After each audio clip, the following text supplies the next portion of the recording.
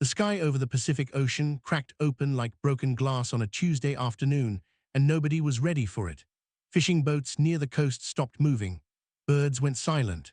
A strange light bent the clouds into a slow spiral, and out of that spiral came shapes the size of small mountains, dropping through the atmosphere without a sound.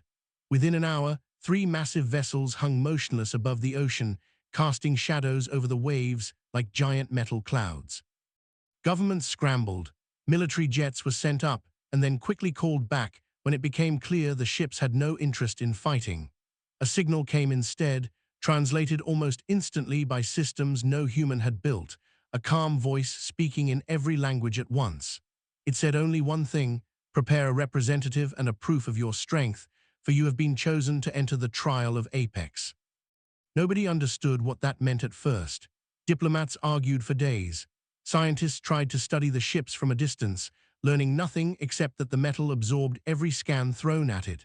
Eventually, a smaller shuttle descended from one of the vessels and landed in a quiet stretch of desert in Australia, far from cities, as if the aliens had chosen the spot on purpose to avoid a panic. A single alien stepped out, tall, thin, with skin like dark polished stone and eyes that shifted color depending on the angle of the light. It introduced itself as Counselor Threll, a name that meant little to the humans standing nearby with weapons half raised, though none of them fired. Threll did not seem to notice the guns at all. It moved with the confidence of something that had done this many times before, on many different worlds. Threll explained, through a translator device it wore on its collar, that thousands of species across the galaxy had already gone through this same test. Every world seeking to join the wider community of civilizations had to present one thing: their deadliest creature. Not their most advanced weapon, not their strongest soldier, but a living animal, something born of their planet's own harsh evolution, something that proved their world understood danger and had learned to survive it. The reasoning, Threll said, was simple. Technology could be borrowed or copied, but a planet's deadliest beast was proof of something deeper, the raw pressure of survival that shaped a species from the ground up. Worlds that failed to understand their own dangers, Threll added with a faint tone of disdain, were usually not ready to understand the dangers of the wider galaxy either. The human government chosen to lead this response was small and mostly overlooked, a joint research and diplomatic team based out of a quiet coastal facility. At the center of it stood a man named Daniel Reyes, not a soldier, not a politician, but a field biologist who had spent most of his life studying dangerous animals up close. He had not been anyone's first choice for such an important meeting.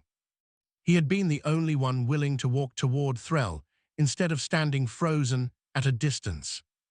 Daniel listened carefully as Threll spoke, watching the alien's body language shift with something like amusement. He did not say much in return, only asked how much time humanity would be given to choose and prepare their creature. Threll seemed almost surprised by the question, as if humans typically panicked instead of planning.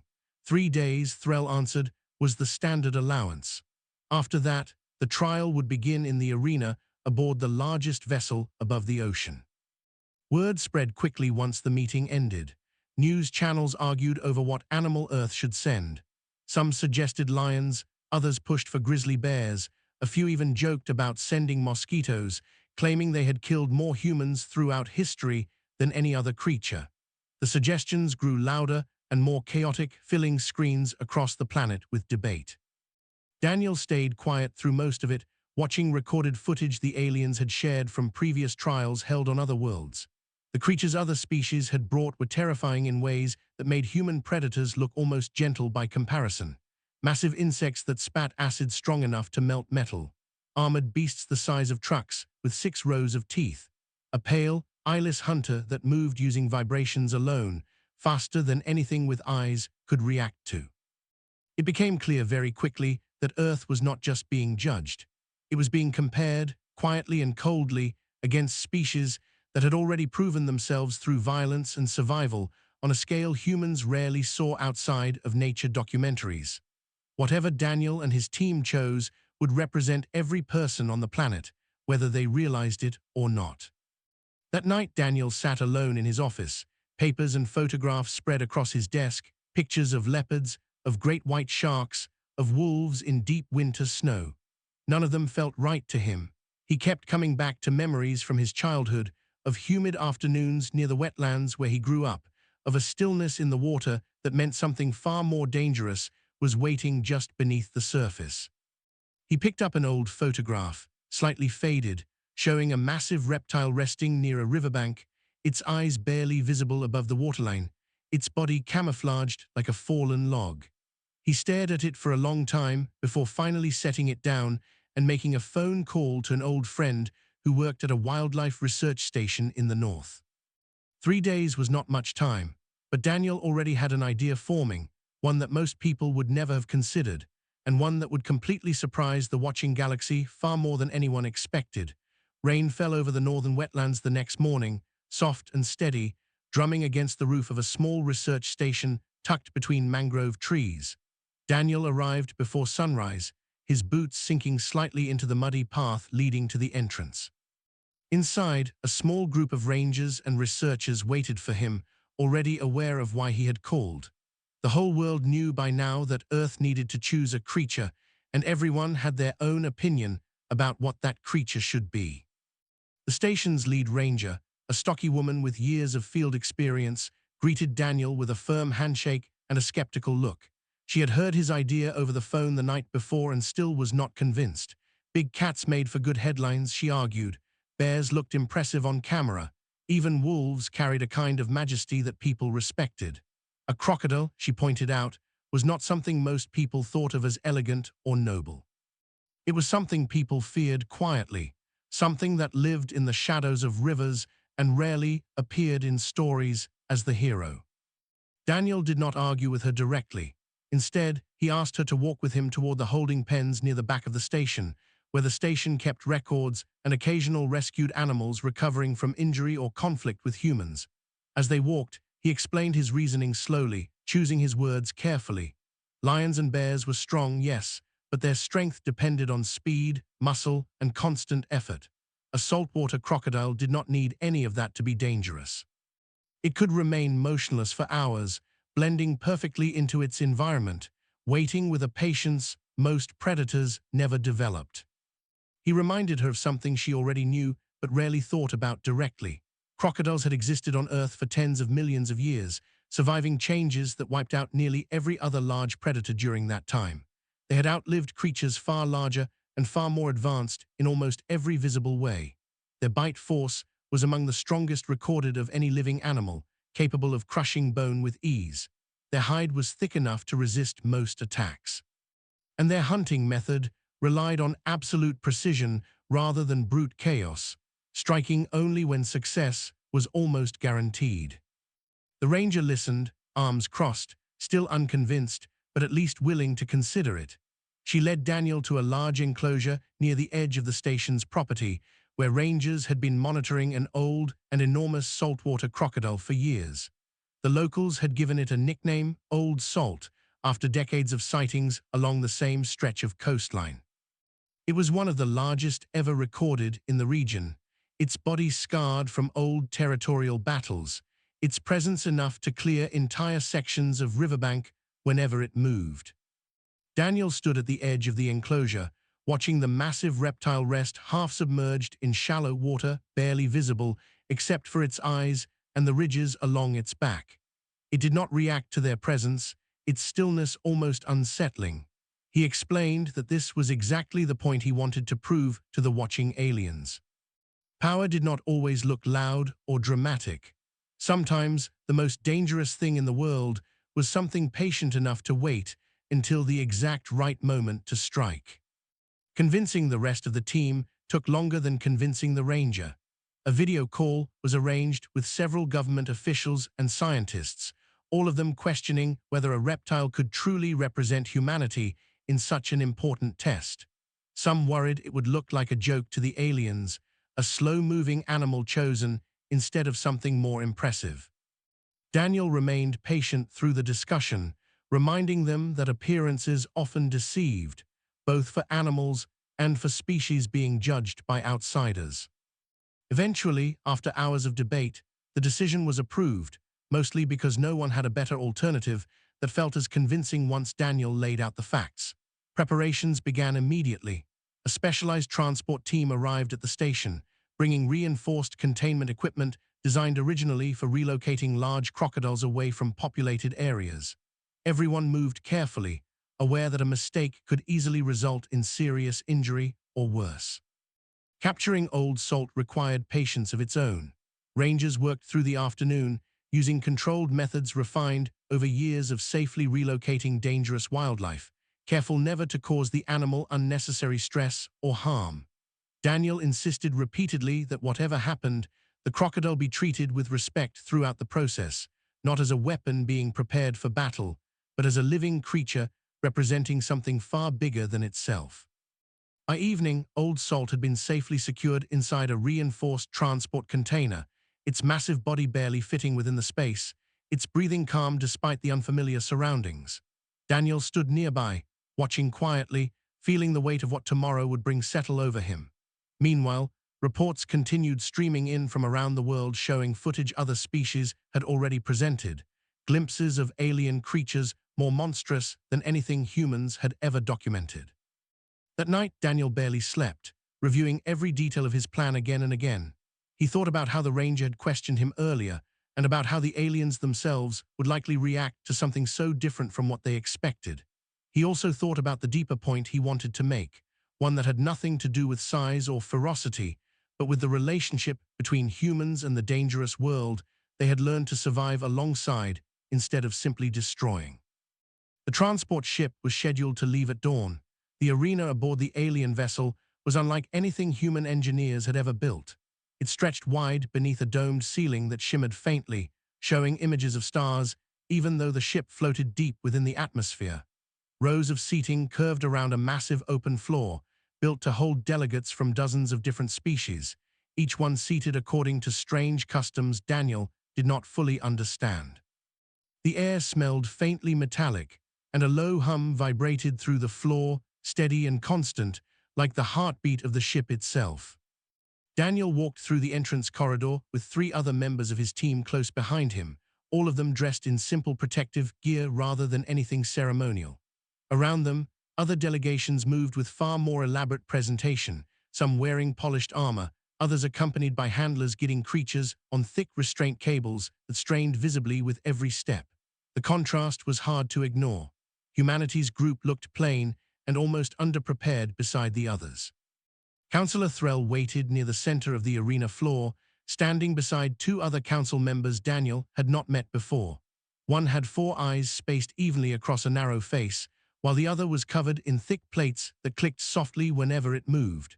Threll turned toward the humans as they approached, its expression difficult to read, though its tone carried a note of curiosity mixed with quiet amusement. Before the trial officially began, a short showcase took place, allowing several other species to present their creatures first. Daniel watched carefully, studying each one as they were revealed.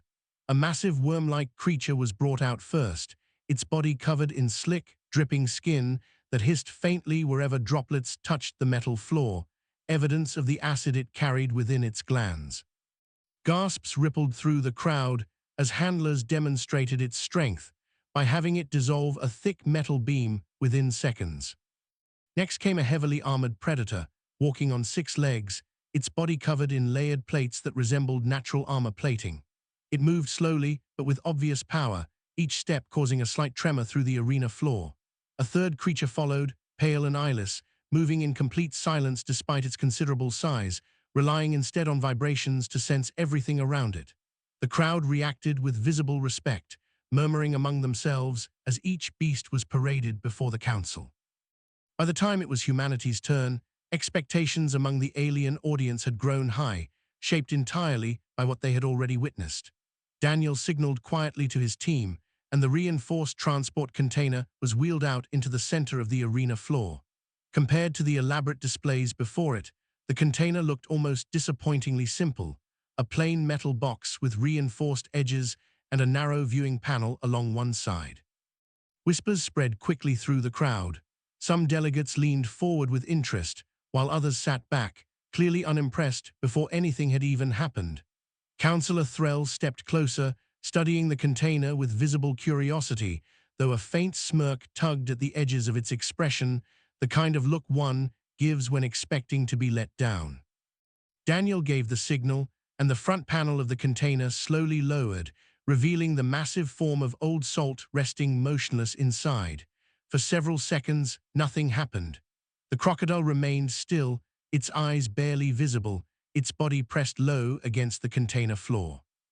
A ripple of laughter spread through parts of the audience almost immediately, several alien delegates exchanging amused glances, clearly assuming the creature was either weak, sedated, or simply unimpressive compared to what they had already seen. Threll allowed itself a short laugh as well, turning toward Daniel with an expression that bordered on pity. It commented that Earth's chosen beast appeared sluggish, primitive even, especially when compared to predators capable of dissolving metal or crushing stone with ease. Several nearby delegates nodded in agreement, murmuring their own doubts about humanity's judgment. Daniel remained calm throughout the mockery, his expression unreadable, arms crossed loosely as he waited for the laughter to settle. When Threll asked, half-joking, whether humans had simply chosen the least dangerous creature on their planet by mistake, Daniel finally spoke, his voice steady and unbothered. He explained, briefly and without exaggeration, that appearances often deceived those unfamiliar with a creature's true nature. Stillness, he said, was not weakness. It was strategy. He requested that the council proceed with the standard evaluation test immediately, rather than relying on assumptions based on a single moment of quiet observation. Threll studied Daniel for a long moment, clearly intrigued despite its earlier dismissiveness. After a brief exchange with the other council members, it agreed, gesturing toward an attendant standing near the arena's control platform.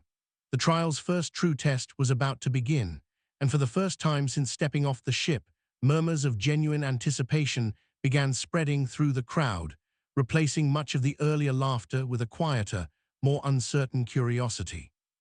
Daniel stepped back toward his team, his eyes fixed on the container where Old Salt remained motionless, waiting. He knew exactly what was coming next, even if nobody else in the arena did yet. A low chime echoed through the arena, signaling that the evaluation was about to begin.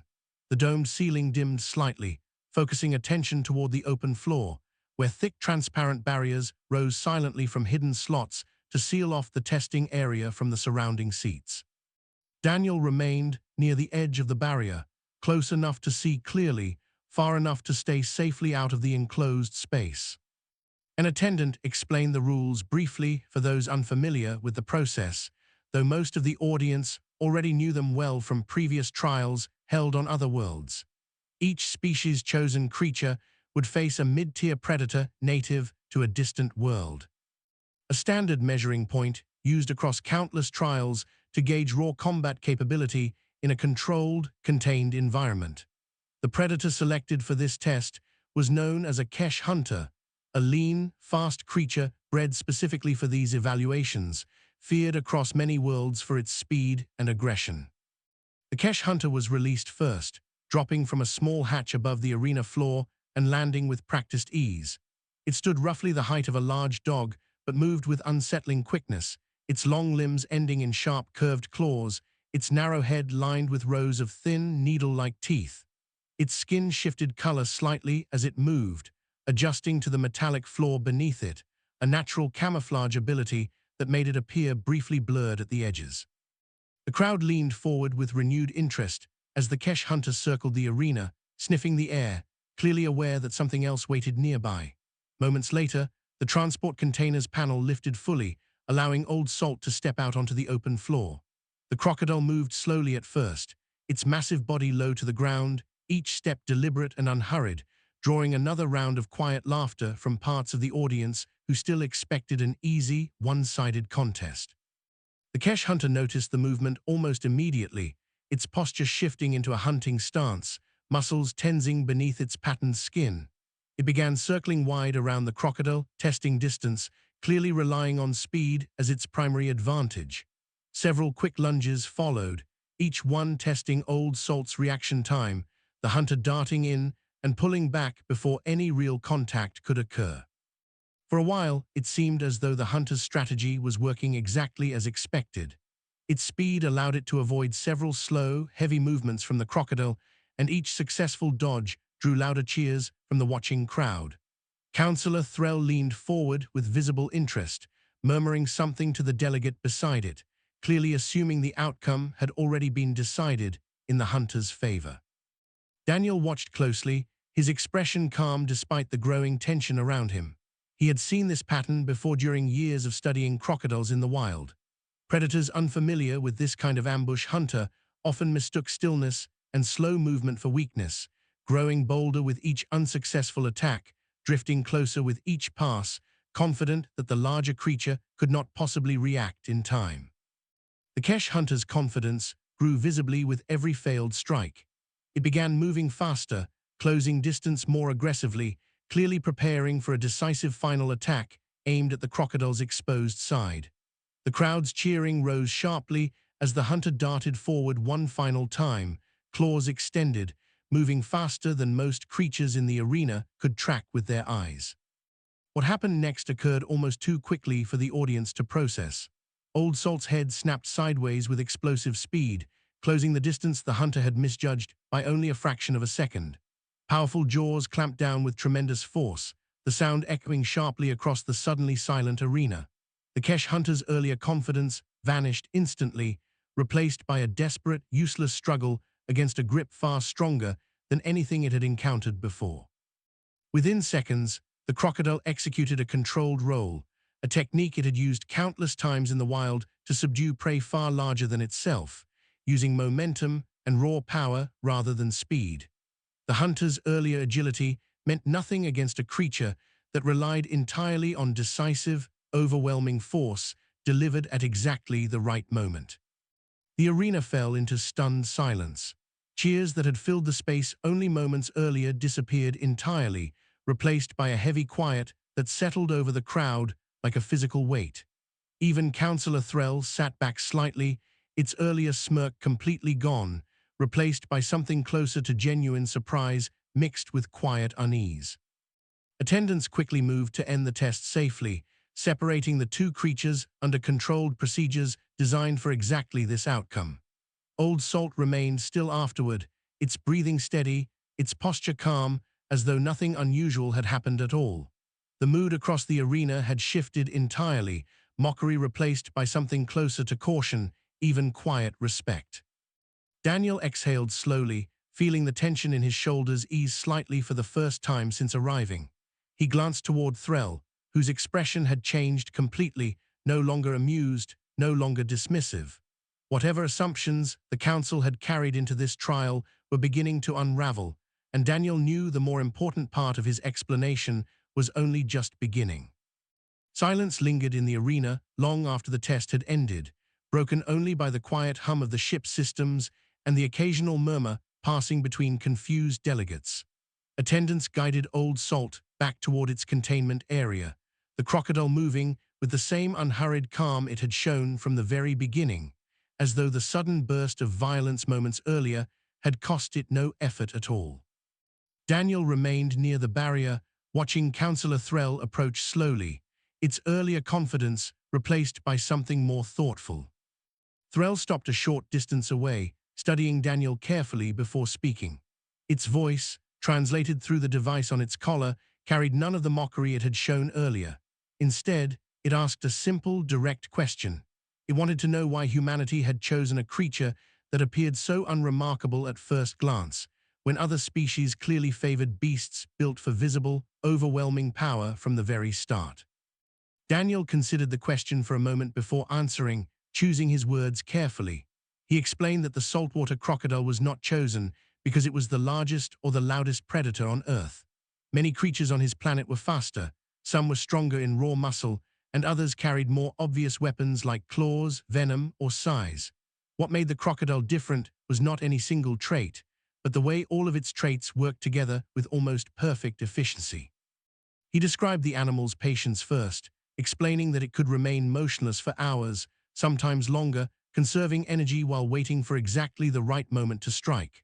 Unlike predators that relied on constant movement and pursuit, the crocodile understood, in its own instinctive way, that unnecessary effort often led to failure. It let its prey make the first mistake, rather than chasing an opportunity that might never come.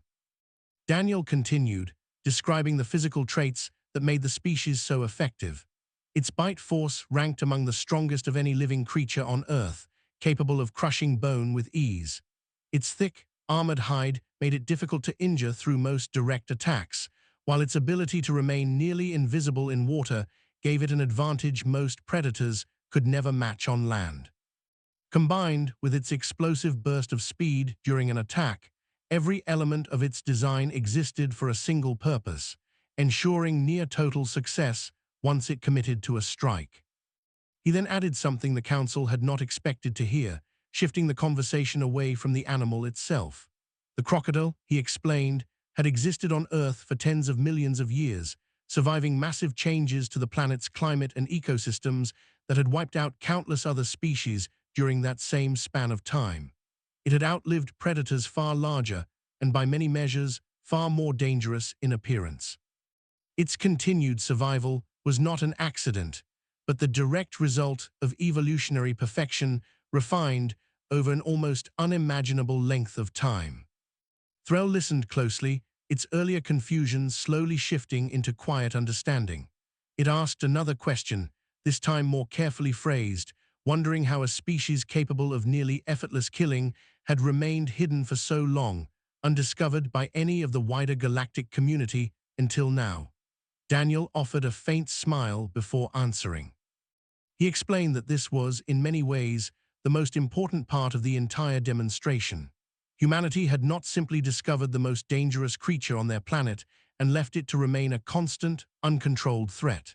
Instead, they had studied it, learned its behavior, respected its power, and found ways to coexist safely alongside it, rather than attempting to eliminate it entirely out of fear. Wildlife stations like the one Old Salt existed specifically to protect both humans and creatures like it, maintaining a careful balance rather than pure domination. Daniel pointed out that this approach reflected something deeper about humanity as a whole, beyond the crocodile itself.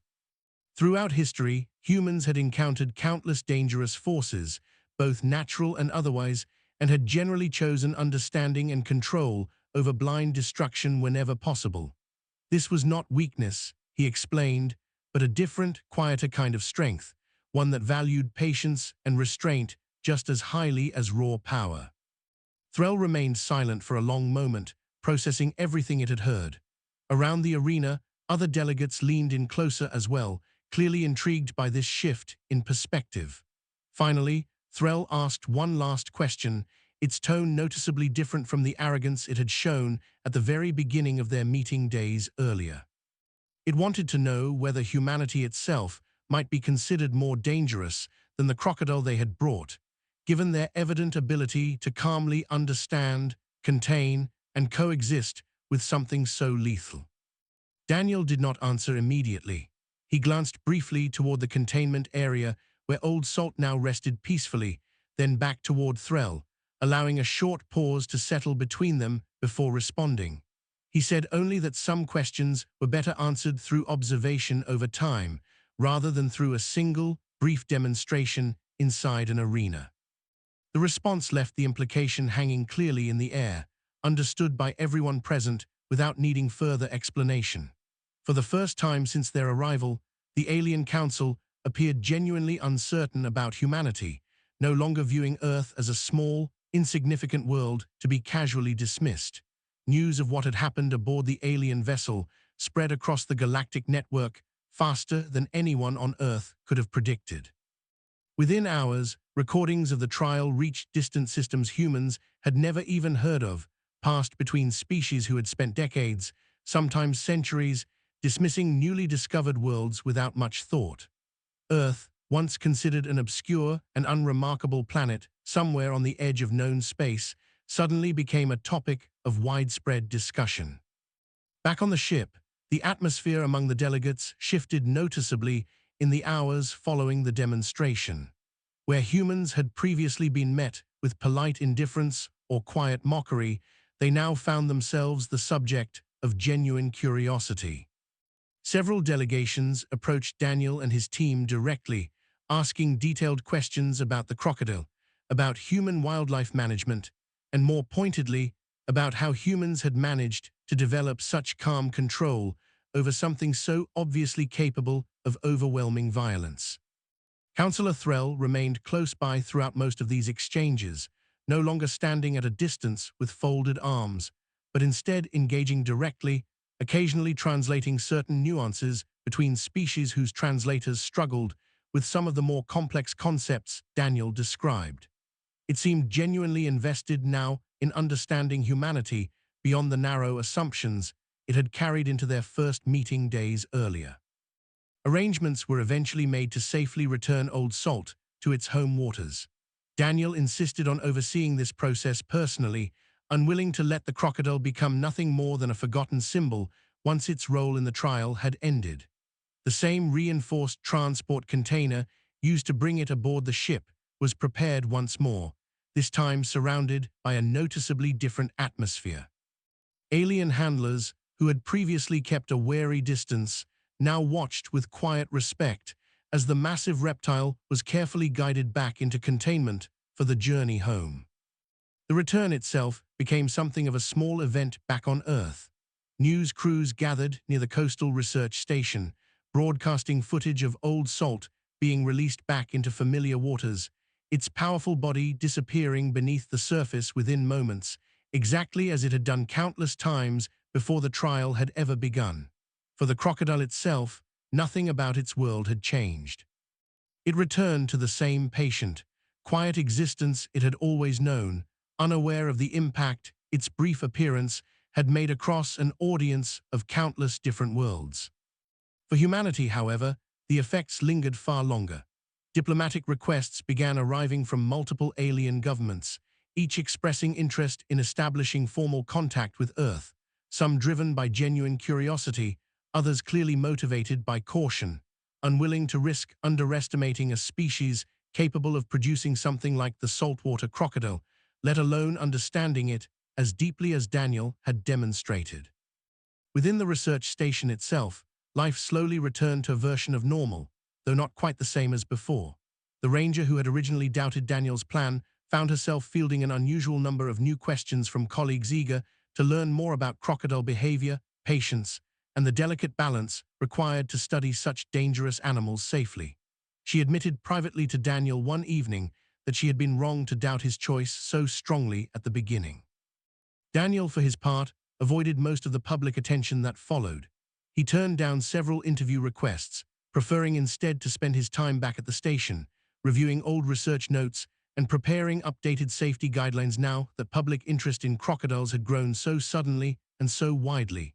He often found himself thinking back to that quiet moment in the arena, watching Old Salt strike with such precise, controlled power after minutes of complete stillness. The lesson, he realized, had never really been about the crocodile's strength alone.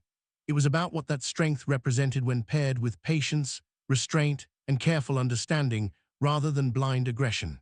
Humanity had faced its own share of internal struggles throughout history, yet it had also developed the ability to study, respect, and coexist alongside forces capable of great destruction, choosing control over chaos whenever possible. Weeks later, a brief update passed quietly through the Galactic Council's official records, adjusting Earth's threat classification within their wider database. Where it had once been listed among countless minor, unassessed worlds, it now carried a new designation, one reserved for species considered capable, composed, and worth careful, respectful attention rather than casual dismissal. Back near the wetlands, life continued much as it always had. Old Salt resumed its familiar patrol along the riverbank, indifferent to the attention it had briefly received from across the stars. Daniel visited the site occasionally, standing quietly near the water's edge, watching the stillness that had once fooled an entire alien council into underestimating a creature, and by extension, an entire planet that understood far more about patience and power than anyone had expected. The galaxy, it seemed, had learned an important lesson that day. True danger did not always announce itself loudly. Sometimes it waited quietly beneath the surface, patient and unnoticed, until the exact right moment arrived.